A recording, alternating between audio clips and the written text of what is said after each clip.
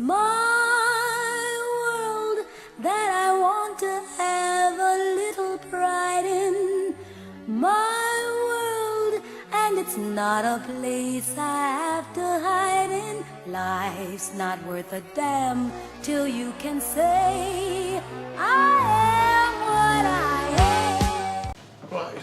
Here we are down at the rehearsal room at the Stag's Head, and I'm joined by two of the emerging talents in Dublin theatre who are going to be participating in Scene+Heard. On my right, Leah Moore, and sitting beside Leah is Craig Connolly. Guys, welcome. Thank you very much. Thank you. Leah, you're a playwright. Was this something you aspired to, or did it just happen along the way? This is my first play that I've written properly. Beforehand, anything that I've written was devised first, so I wanted to give it a go. But yeah, I think it's always something that I was interested in. So English would have been your subject, would it? No, actually, and it's funny because the play kind of centres around that, but not really. I liked Shakespeare, I liked a bit of poetry and stuff, but I wasn't this writer and stuff, so I didn't. That actually wasn't my favourite subject. Look, we got to give it to you. You know, not only have you written a play, but you're now about to get it produced this week in Smock Alley. Yeah. Must be a proud moment. Oh yeah, I'm really excited. Yeah. Craig, you're directing as well. A first outing? It is, yeah. It's first time directing, so usually I'm kind of on the other end of things on the acting side.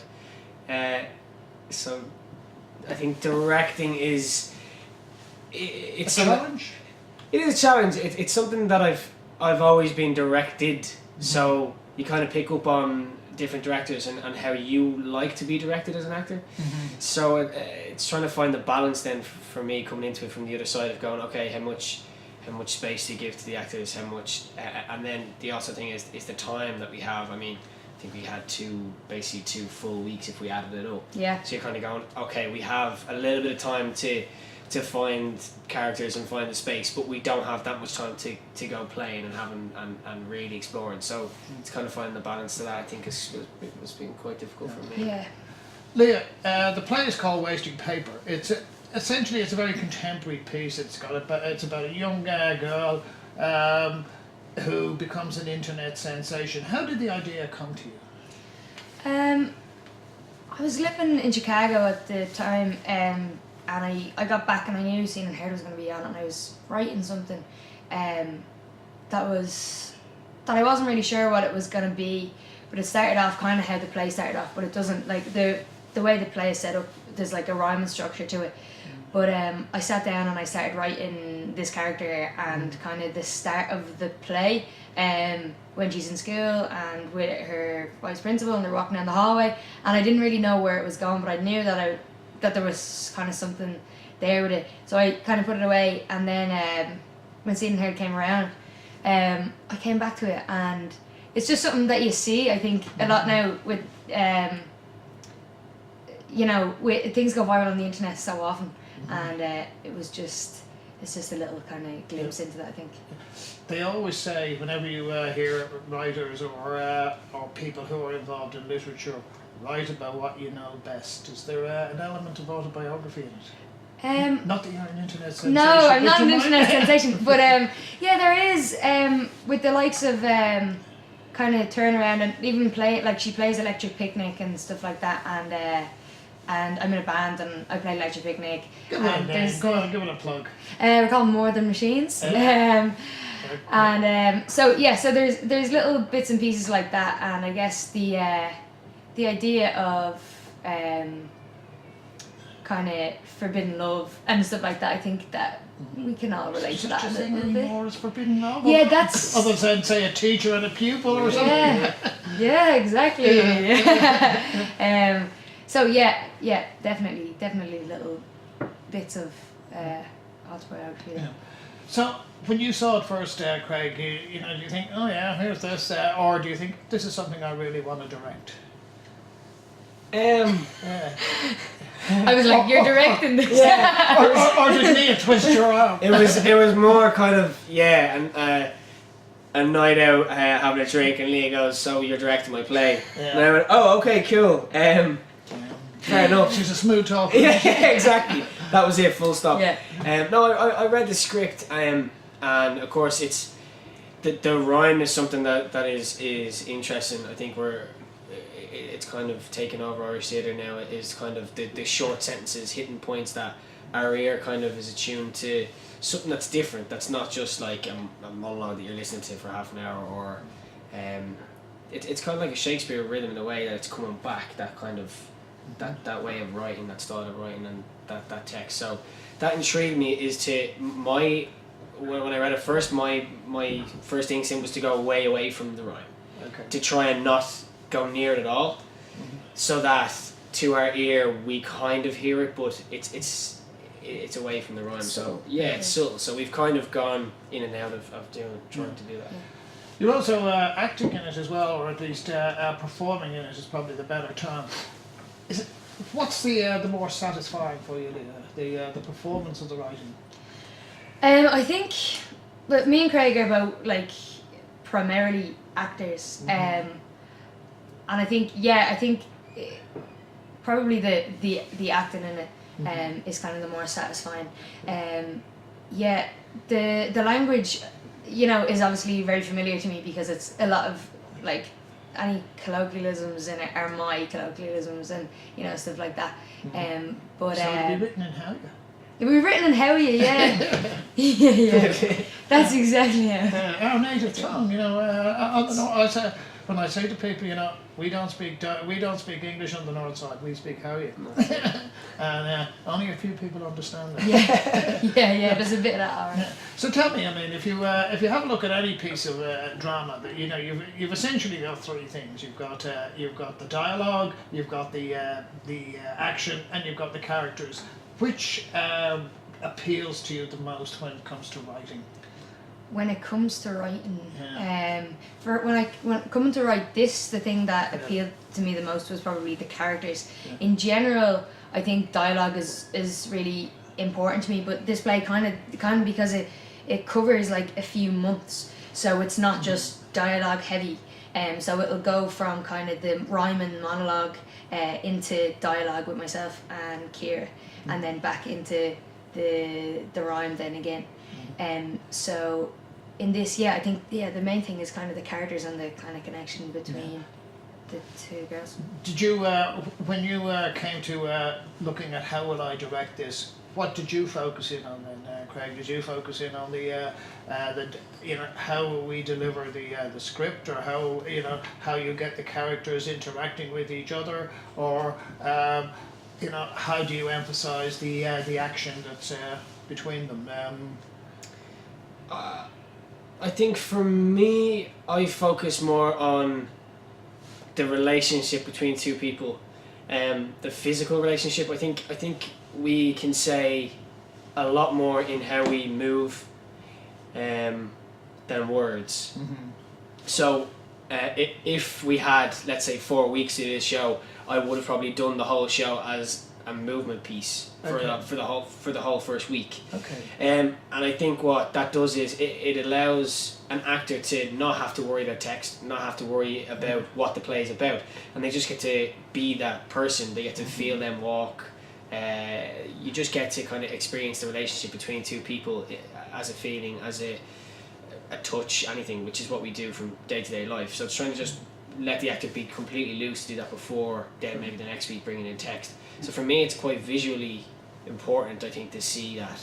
So I think there's a lot said in the silence than there is when the words are there. Okay, that's a very interesting point. And with yourself then, Leah, I mean, it's a two-hander. You're a fellow actor in this, Ciara. She's not with us today for reasons beyond her control. How important is it to have that synergy between performers? Yeah, I think Craig kind of summed it up there. Yeah, definitely really important. I think as well because Ciara goes out in and out of playing other characters for brief moments in the play, but then when she's playing Tess, who is her main character, that is really important, you know, and every time we see them there's like maybe a few weeks, you know, in the difference, so their relationship is changing a lot from scene to scene. But yeah, I think it's really important, and I think I think you can tell, like, there's a huge difference between the monologue part to the dialogue and kind of naturalism that it goes into and stuff like that. So yeah, I think it's really important. And in that sense of the word, how would you describe? I mean, if we have a look at Shakespeare, you know, we've got tragedy, we've got comedy, we've got tragic comedy, we've got, you know, romance. How would you describe the play? Does it encompass a lot of these elements are in it, or Those. Yeah, I think there's definitely some funny moments. There's definitely some sad moments and some touching. You know, it touches you a little bit. But yeah, I think in general it's pretty light-hearted. But yeah, it has a little bit of a. Yeah, you've mentioned it's you know, it's quintessentially set in our part of the world, which is northeast Dublin. Will it if somebody is coming along from, say, Mayo or Cork, do you think they can relate to that? Is the theme more universal, or is it very much our part of the world? I think the more kind of specific something is, the more like universal it is. So yeah, I think you could definitely kind of tell where it's set, and by kind of how we're talking to each other, and by how everything is kind of described, and how the character acts. But I think the actual story itself is something that anybody can relate to, no matter where they're from. How do you find that, Craig? Because I had somebody yesterday saying to me, you know, you could say the most profound things, but if it's said in a Dublin accent, this was somebody from Cork, by the way, they were saying they found it alienating or off-putting in that sense of the word. Did you, shall we say, embrace that element of it, or did you try and play it down? No, I think there's not a lot of moments in the play where, I mean, I think you could bring it to any country, not necessarily even Ireland. I mean, having people from Cork or like that, I think will completely understand the play. There's no moments in it that I think you go, oh, what's that about? You have to be Irish, or you have to be from this certain area to understand what it is. I think there's moments that definitely our side of the water will completely understand what we're talking about. So you won't need translation. You won't need translation, no. Or it could be a humour thing, like some people might find something Yeah. funnier than others, you know, that kind of way. But yeah. That's. And the other great news, of course, is that it's been accepted for the Gay Theatre Festival. Yeah. How did that come about? Well, after. We paid them a lot of money. Yeah. Right. Well, that's a change. Usually have to be nice to them. Very nice to them. Yeah. Chocolates and flowers. Yeah. We sent. Yeah. When will that be coming up? That starts on the 1st of May. And where will you be playing that? In the Pearse Centre. And it'll be on for a week. That's not bad, isn't it? That's a vote of approval, isn't it? Oh yeah. Do we have to give a vote of thanks to Mr. Brian Merriman for that one? Yeah, thank you so much. Can't wait. Well, as I say, that'll be that's what, the beginning of middle of May or thereabouts. Beginning of May, yeah. Just right for the summer as well. Get all the tourists as well. Yeah. Will you be involved in that at the same time, Greg? I will. Yeah. It's. I think it's great for us to kind of have. We've 2 shows in Smock Alley as part of the festival, and for me, they're kind of 2 in my head I'm going, let's see what people think. Let's have. It's kind of a trial run in my head, because we've got some ideas that, because of time, because like there's a show nearly straight after our show, there's time restrictions there of kind of set and stuff like that. So there were ideas from the get-go that we wanted to do that we've kind of had to go, okay, well, how can we change them so that we can get the set off as quick as possible? Whereas hopefully with the week that we'll have as part of the Gay Theatre Festival, we can bring back those original ideas and make them happen. So I'm looking forward to that, like just building it even more and more.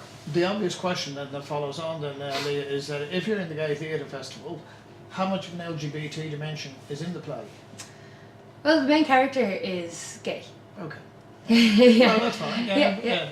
So, that leads to a second question, because I asked when I was doing the Gay Theatre Festival last year. I was also talking to a woman who was an actress, and she wanted to emphasise the fact that this was a person who was gay, but it wasn't necessarily a gay play.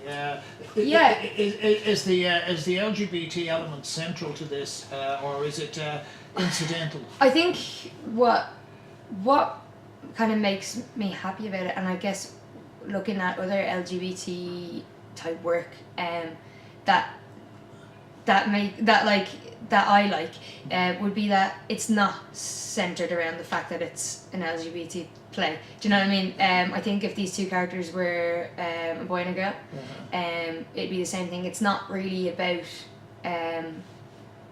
It's not really forbidden because they're girls. You know, it's their situation that they're in. So yeah, I guess that's true to this. It wouldn't be the kind of main aspect of it. Yeah, so they don't sit down and have a gay breakfast and watch gay television. And then Exactly. because she's in school, I mean, she doesn't go to gay geography lessons or anything like that. That would be an interesting thing.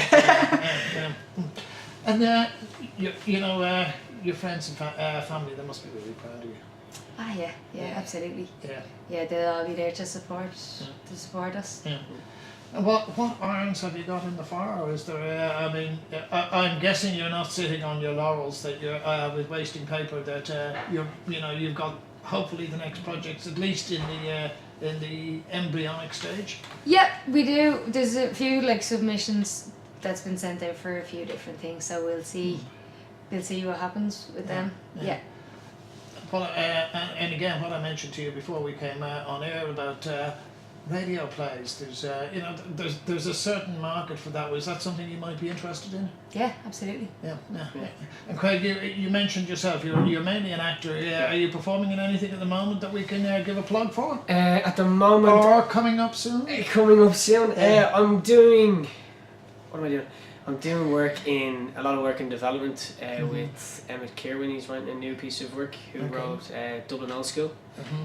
So he's developing a new script. So I'm doing a few days with that with a few other actors to kind of see how that develops. And then there's a few kind of short film stuff coming up and things like that. And what about directing? Do you think you might see that as a parallel path? Yeah, I like it. I mean, it's nice being on the other side of things. I don't know, it's kind of a weird thing. I don't know where you go from here. People come see the show, they enjoy it, but I don't know if it would be a thing of people going, oh, we'll get him to direct our play. I don't think it'll be that, but I am enjoying it. You never know. You never know. And is he a tough nut? Is he like Stanley Kubrick that you got to do 57 takes of one word? That's exactly what we do. You can always say it. Anything I say goes. Yeah. Anything they say gets turned into it. He's not messing. Yeah. Let's tell everybody, when is it on? Where is it on? So it's in Smock Alley Theatre in the main space on Thursday the 2nd of March at 6:30 and 8 o'clock. It's actually the big main theatre. A bit daunting, isn't it? It's a fabulous venue. It's a fabulous location. Yeah. And if you can fill that out now, that will really be effective. Well, look, we will be giving it 5 stars on LGBTlife. We wish you all the very best. We will see you on Thursday night. Leah Moore, Craig Connolly, break a leg. Thank you very much. Thank you. Gonna get up, gonna get up, gonna get up. Gonna get up, gonna